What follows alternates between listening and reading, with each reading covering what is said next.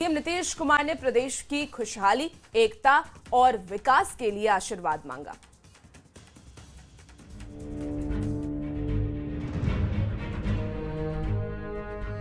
बिहार चुनाव के बाद अब सभी की नजर 14 नवंबर को आने वाले नतीजे पर टिकी है। नीतीश कुमार के नेतृत्व वाली मौजूदा एनडीए सरकार की सत्ता बरकरार रह सकती है, ऐसा ज्यादातर एग्जिट पोल्स के आंकड़े बता रहे हैं। ऐसे में जीत को लेकर बेहद आश्वस्त मुख्यमंत्री रिजल्ट से पहले अब भगवान के दर पर जाकर आशीर्वाद ले रहे हैं। सबसे पहले सीएम पटना के हनुमान मंदिर जाकर पूजा अर्चना की।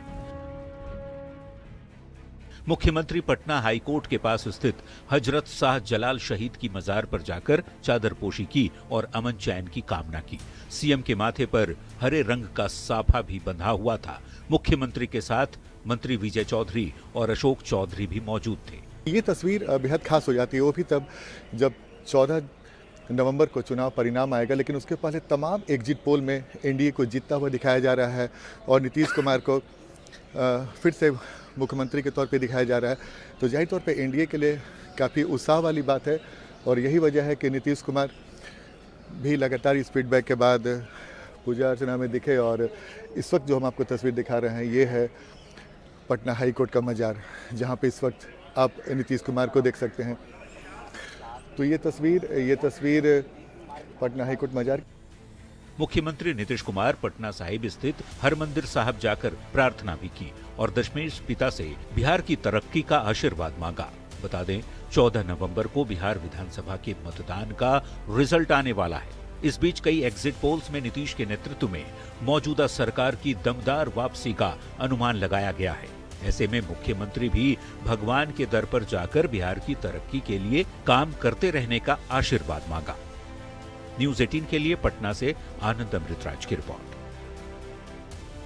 बिहार चुनाव को लेकर एग्जिट पोल के अनुमान से एनडीए के नेता और समर्थक दोनों गदगद हैं। नेता जीत के दावे कर रहे हैं तो एनडीए समर्थक जश्न की तैयारी में जुट गए हैं। कहीं मिठाई बन रही है तो कहीं तरह तरह के पकवान बन रहे हैं। ये रिपोर्ट।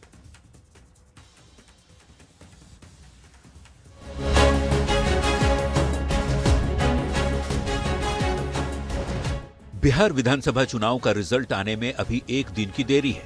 भले ही चुनाव के नतीजे 14 नवंबर को आएंगे, एनडीए खेमे में अभी से जीत के जश्न की तैयारी तेज हो गई है। एनडीए खेमे में एक्चुअल रिजल्ट के पहले ही शुरू हुए जश्न की वजह है बिहार विधानसभा चुनाव को लेकर किए गए तमाम सर्वे के आंकड़े। वैसे तो पटना में कई जगहों पर एनडीए समर्थक लड्डू बनवा रहे हैं, लेकिन सबसे ज्यादा तैयारी मोकामा से जेडीयू उम्मीदवार अनंत सिंह के आवास पर हो रही है। बिहार की जनता ने एनडीए को माइंडेड दिया है और दिया, अभी तो एग्जिट पोल ही आया है। एग्जिट पोल आया किसके बदौलत? बिहार की जनता के बदौलत। निश्चित तौर पे बिहार में फिर से एनडीए की सरकार बन रही है।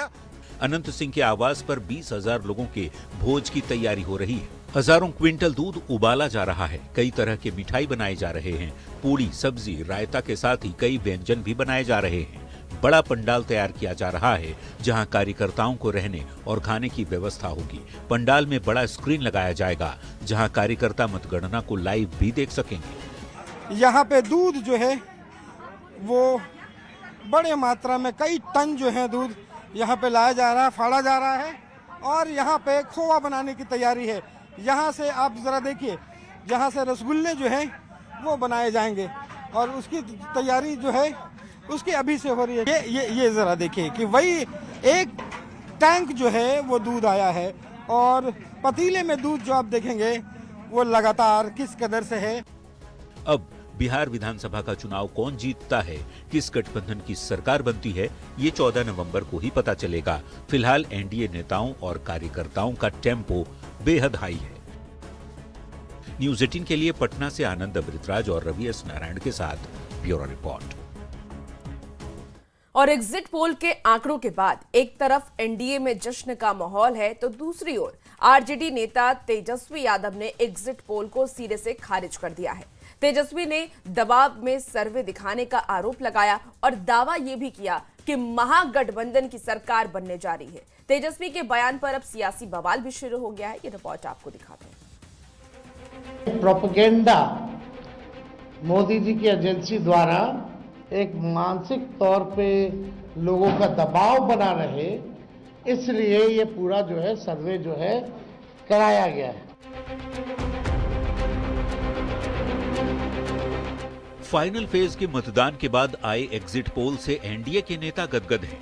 वो भी क्यों न, एक को छोड़ दें तो बाकी करीब करीब सभी एग्जिट पोल के आंकड़ों में एनडीए की सरकार बनती जो दिख रही है। लेकिन इन एग्जिट पोल्स के आंकड़ों से एक नेता बिल्कुल भी सहमत नहीं है, और वो हैं आरजेडी के नेता और महागठबंधन के सीएम फेस तेजस्वी यादव।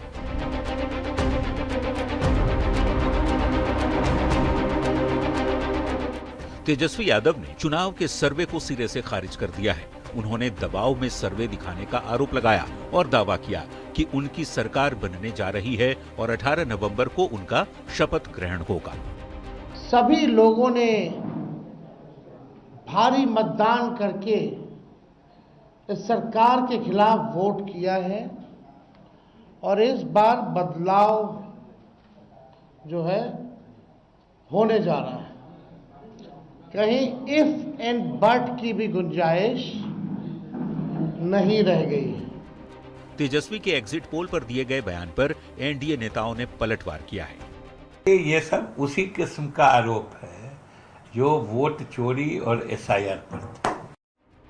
वहीं जिस ढंग से तेजस्वी यादव ने सभी एग्जिट पोल्स को खारिज करते हुए महागठबंधन की सरकार बनाने का दावा किया है, उस पर बीजेपी नेताओं ने तंज कसते हुए कहा कि तेजस्वी को भ्रम वाली बीमारी हो गई।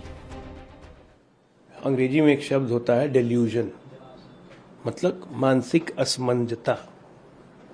जब ये हो जाती है तो आदमी 99 सीट में जीत जाता है। लोकसभा में 99 सीट जीत कैसे से करता है। जब ये हो जाती है तो आदमी अपने आप को मुख्यमंत्री भी बना लेता है। वहीं दूसरी ओर जेडीयू नेता केसी त्यागी ने तंज भरे लहजे में कहा, उम्मीद है इस बार तेजस्वी यादव हार का ठीकरा ईवीएम और वोट चोरी पर नहीं फोड़ेंगे। वो ईवीएम पर और वोट चोरी पर नहीं ठीकरा फोड़ेंगे, ऐसी भी मुझे आशा है।